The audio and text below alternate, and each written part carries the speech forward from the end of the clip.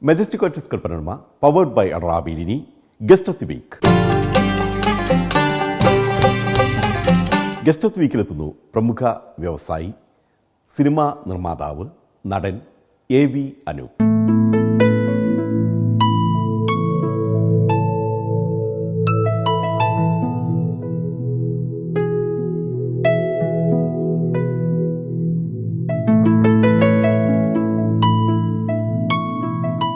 ശ്രീനാരായണ ഗുരുവിൻ്റെ സന്ദേശങ്ങൾ എക്കാലവും പ്രസക്തമാണ്. ഇത് ജനങ്ങളിൽ എത്തിക്കണം എന്ന ലക്ഷ്യത്തോടെയാണ് AV അനൂപ് സിനിമാ നിർമ്മാണം ആരംഭിക്കുന്നത്. ഇതേക്കുറിച്ച് പറയുന്നത് ഇങ്ങനെ: ഞാൻ ശ്രീനാരായണ ഗുരുവിൻ്റെ ഒരു ഭക്തനാണെന്ന് പറയാം. ചെറുപ്പകാലം മുതലേ ഗുരുവിൻ്റെ സന്ദേശങ്ങൾ പ്രചരിപ്പിക്കാനുള്ളൊരു ആഗ്രഹമുണ്ടായിരുന്നു. അങ്ങനെ അത് സിനിമയാക്കാനുള്ളൊരു അവസരം കിട്ടിയപ്പോഴാണ് യുഗപുരുഷൻ എന്ന് പറഞ്ഞ സിനിമ എടുക്കാൻ വേണ്ടിയാണ് ഞാൻ ആദ്യമായി AVA പ്രൊഡക്ഷൻസ് ഉണ്ടാക്കിയത്. പക്ഷേ അതിലും ചില ഡിലേ വന്നതുകൊണ്ട് പ്രണയകാലം എന്ന് പറഞ്ഞ സിനിമ ഇറങ്ങുകയും പിന്നീടാണ് യുഗപുരുഷൻ വന്നത്. പിന്നീട് അതൊരു തുടർച്ചയായി എന്ന് മാത്രം. കൂട്ടത്തിൽ ചില ഷോർട്ട് ഫിലിമുകളും ഡോക്യുമെൻ്ററിയൊക്കെ എടുക്കുകയുണ്ടായി. പിന്നെ അത് ഒരിക്കലും നിർത്താൻ പറ്റിയിട്ടില്ല എന്നുള്ളതാണ് ശരി. മതത്തിൻ്റെയും ജാതിയുടെയും പേരിൽ അകറ്റി നിർത്തുന്നത് നമ്മെ ഇല്ലായ്മ ചെയ്യുന്നതിന് തുല്യമാണ്.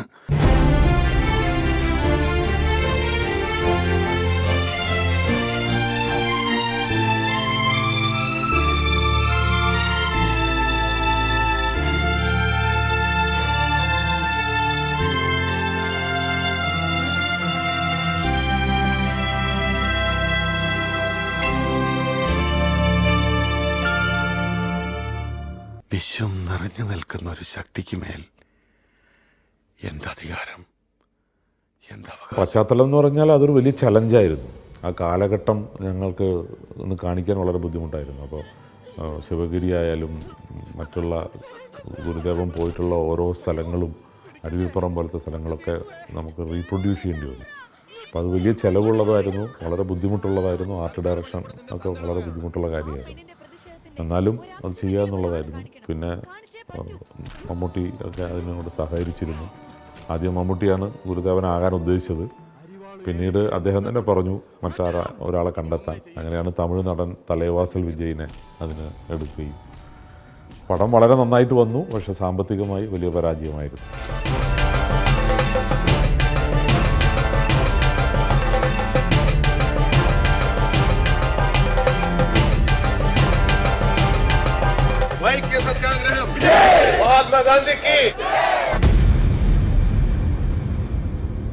നാടകത്തോട് എന്നും ആഭിമുഖ്യം പുലർത്തിയ വ്യക്തിയാണ് AV അനൂപ്. ഇതുതന്നെയാണ് അദ്ദേഹത്തെ സിനിമാ അഭിനയത്തിലേക്കും കൊണ്ടുവന്നെത്തിക്കുന്നത്. ഞാൻ കോളേജിൽ പഠിക്കുന്ന കാലത്ത് തന്നെ സ്റ്റേജ് ആക്ടറാണ്. തിരുവനന്തപുരത്ത് NG കോളേജിലാണ് പഠിച്ചത്. അവിടെ നമ്മുടെ പ്രശസ്ത നടൻ മോഹൻലാലൊക്കെ അവിടെ പഠിക്കുന്ന അതേ കാലഘട്ടത്തിൽ ഞാൻ അവിടെ ഉണ്ടായിരുന്നു. അപ്പോൾ അങ്ങനെ ആ കാലഘട്ടത്തിൽ ഞാൻ താമസിച്ചിരുന്ന കോളനിയിലും കോളേജിലുമെല്ലാം നാടകം കളിച്ച് തുടങ്ങിയതാണ്. ചെന്നൈയിൽ വന്നു കഴിഞ്ഞപ്പോൾ അവിടുത്തെ മലയാളി സംഘടനകൾ വഴി കൂടുതൽ അവസരം ലഭിച്ചു. അങ്ങനെ എല്ലാ വർഷവും, ഞാൻ 83-ലാണ് ചെന്നൈയിൽ വരുന്നത്, എല്ലാ വർഷവും അവിടെ മലയാളി സംഘടനകൾക്ക് വേണ്ടി നാടകം ചെയ്യും. പിന്നെ ഞാൻ തന്നെ ചെയർമാനായിട്ടുള്ള ടീം ആർട്സ് എന്ന് പറഞ്ഞൊരു നാടക സംഘടനയുണ്ട്. അതിനുവേണ്ടി എല്ലാ വർഷവും നാടകം ചെയ്യുന്നുണ്ട്. തൻ്റെ സിനിമകളെക്കുറിച്ച് AV അനൂപ്: ഞാൻ ആരംഭിച്ച വർഷം മുതൽ അടുപ്പിച്ച് 3 വർഷവും എനിക്ക് അവാർഡുകൾ കിട്ടി. ആദ്യത്തെ വർഷം ഒരു സ്റ്റേറ്റ് അവാർഡ് കിട്ടി, അടുത്ത വർഷം നാഷണൽ അവാർഡ് കിട്ടി, മൂന്നാമത്തെ വർഷം വീണ്ടും സ്റ്റേറ്റ് അവാർഡ് കിട്ടി. അങ്ങനെ 3 അവാർഡുകൾ തുടർച്ചയായി കിട്ടിയ ഒരു പ്രൊഡ്യൂസർ എന്നുള്ള രീതിയിലും അങ്ങനെയൊക്കെയുള്ള ഒരു പാഷനാണ് പിന്നീട് ഒരു സ്ഥിരം പ്രൊഡ്യൂസറായി മാറിയത്. ഫീച്ചർ ഫിലിമിൽ കിട്ടിയത് പാലേരി മാണിക്യം, ഒരു പാതിര കൊലപാതകത്തിൻ്റെ കഥ. ഏറ്റവും നല്ല സിനിമയ്ക്കും ഏറ്റവും നല്ല നടനും നടിക്കും മേക്കപ്പിനും 4 അവാർഡുകളാണ് സ്റ്റേറ്റ് അവാർഡ് കിട്ടി. പിന്നെ അതിന് മുമ്പ് ഒരു ഡോക്യുമെൻ്ററി ആയിരുന്നു, രാജാ രവിവർമ്മയെക്കുറിച്ച് ചെയ്ത ബിഫോർ ദ ബ്രഷ് ഡ്രോപ്ഡ് എന്ന് പറഞ്ഞൊരു ചിത്രമാണ്.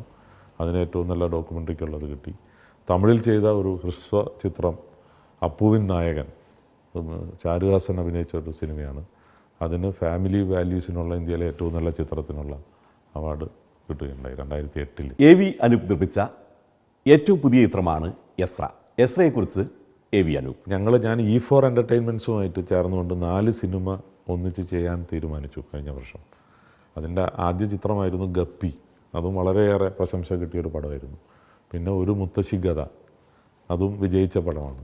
അടുത്ത മൂന്നാമത്തെ പടമായിട്ടാണ് എസ്ര ഇപ്പോൾ ഇറങ്ങിയിരിക്കുന്നത്. പൃഥ്വിരാജ് നായകനായിട്ട് ഒരു വ്യത്യസ്തമായ ഹൊറർ സിനിമ എന്നുള്ളതാണ് ഉദ്ദേശിച്ചത്. അതും ഒരു പുതിയ സംവിധായകനാണ് JK. അദ്ദേഹം ബോംബെയിൽ വളരെ കാലമായിട്ട് എക്സ്പീരിയൻസ് ആയിട്ടുള്ള ആളാണ്, പക്ഷേ സിനിമ സംവിധാനം ചെയ്യുന്നത് ആദ്യമാണ്.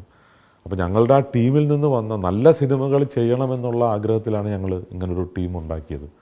അത് വർക്കൗട്ടായി വരുന്നതിൽ വളരെ സന്തോഷമുണ്ട്. എസ്ര കഴിഞ്ഞാൽ ഉടൻ തന്നെ ഗോദ എന്ന് പറഞ്ഞ അടുത്ത പടം ഇറങ്ങാൻ നിൽക്കുകയാണ്. അതും വർക്കെല്ലാം പൂർത്തിയായി. അതും വളരെ പ്രതീക്ഷയുള്ള ഒരു പടമാണ്. അപ്പോൾ എസ്ര ജനങ്ങൾ ഇപ്പോൾ കേരളത്തിൽ അത് റിലീസായി വളരെ നല്ല റെസ്പോൺസാണ് കിട്ടിക്കൊണ്ടിരിക്കുന്നത്. ഒരുപക്ഷെ ഈ വർഷത്തെ ഏറ്റവും കൂടുതൽ ഓടുന്ന പടമായിട്ട് അത് മാറുമെന്നാണ് എൻ്റെ വിശ്വാസം. എസ്രയുടെ വിജയത്തിൽ ഏറെ സന്തുഷ്ടനാണ് ഈ നിർമ്മാതാവ്. എസ്ര ഒരു വളരെ ക്ലാസ് പടമാണ്. നമ്മൾ സാധാരണ ഇപ്പോൾ വെറൊരു എൻ്റർടൈനറായിട്ട് പ്ലാൻ ചെയ്തതല്ല.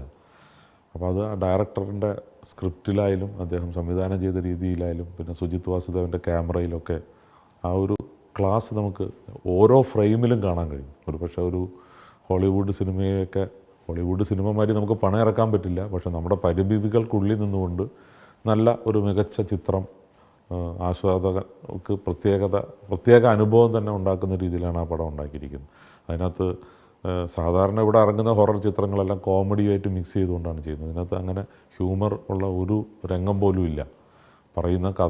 കഥ പറയുന്ന രീതി വ്യത്യസ്തമാണ്. ഇടയ്ക്കിടയ്ക്ക് പേടിപ്പെടുത്തുന്ന സീനുകളുണ്ടെങ്കിലും നല്ലൊരു കഥയാണ് അതിലൂടെ കൊണ്ടുവരുന്നത്.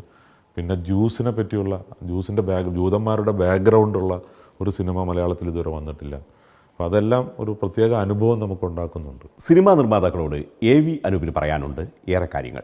സിനിമ ഒരിക്കലും ഒരു ലാഭം ഉണ്ടാക്കാൻ വേണ്ടി വരേണ്ട ഒരു മേഖലയല്ല. അത് തീർച്ചയായിട്ടും സാധിക്കില്ല. അപ്പോൾ വളരെ സൂക്ഷിച്ച് തന്നെ കൈകാര്യം ചെയ്യേണ്ടതാണ്. ഇതിനൊരു വിജയ ഫോർമുലയൊന്നും ഉണ്ടെന്ന് എനിക്ക് തോന്നുന്നില്ല. ഞാൻ തന്നെ പലതരത്തിൽ ക്രിസ്ത്യൻ ബ്രദേഴ്സ് പോലത്തെ പടം ചെയ്തിട്ടുള്ള ആളാണ്, പാലേരി മാണിക്യം പോലത്തെ പടം ചെയ്തിട്ടുള്ള ആളാണ്. അപ്പോൾ അതിൽ ഏത് വിജയിക്കും ഏത് വിജയിക്കില്ല എന്നൊന്നും നമുക്ക് മുൻകൂട്ടി പറയാൻ പറ്റില്ല. മുമ്പൊക്കെ പറയുമായിരുന്നു ഒരു കോമഡി വേണം, 4 ഫൈറ്റ് വേണം, 2 പാട്ട് വേണം എന്നൊക്കെ പറഞ്ഞ് അങ്ങനെ ഒരു ഫോർമുല ഉണ്ടായിരുന്നു. ഇന്ന് അതൊന്നുമല്ല. ഇന്ന് ആളുകളുടെ ആസ്വാദന ലെവൽ മാറിയിട്ടുണ്ട്. മാസിൻ്റെ താല്പര്യം എന്താണെന്ന് പടം ഇറങ്ങിയാൽ തന്നെ പറയാൻ പറ്റുള്ളൂ. അപ്പോൾ പണം ഉണ്ടാക്കാൻ വേണ്ടി സിനിമയിൽ വരിക എന്നുള്ളതിനോട് എനിക്ക് പറയാനുള്ള ഉപദേശം അത് റിസ്ക് തന്നെയാണെന്നാണ്. പക്ഷേ ഈ സിനിമയെ സ്നേഹിക്കുന്ന ആളുകൾക്ക് അവരുടെ ക്രിയേറ്റിവിറ്റിയിൽ ഒക്കെ എന്തെങ്കിലും അവിടെ ചെയ്യാൻ സാധിക്കും എന്നുള്ളവർക്ക് തീർച്ചയായിട്ടും അതിൻ്റെ ഗുണവും കിട്ടും. AV അനൂപ് ഇനി വേറെ കാര്യങ്ങൾ പറയുന്നുണ്ട്. പക്ഷേ ഇന്നത്തെ മെജസ്റ്റിക് ഓപ്റ്റിക്സ് കൽപ്പനർമ്മ പവേർഡ് ബൈ അഡ്രാബിയുടെ ഈ അധ്യായം ഇവിടെ അവസാനിപ്പിക്കാൻ സമയമായിരിക്കുന്നു. ഈ പരിപാടിയെക്കുറിച്ചുള്ള നിങ്ങളുടെ വിലയേറിയ അഭിപ്രായങ്ങളും നിർദ്ദേശങ്ങളും വിമർശനങ്ങളും ഞങ്ങളെ അറിയിക്കുക. കൂടുതൽ വാർത്തകളും കാഴ്ചകളുമായി അടുത്ത ആഴ്ച വീണ്ടും കാണാം. നന്ദി, നമസ്കാരം.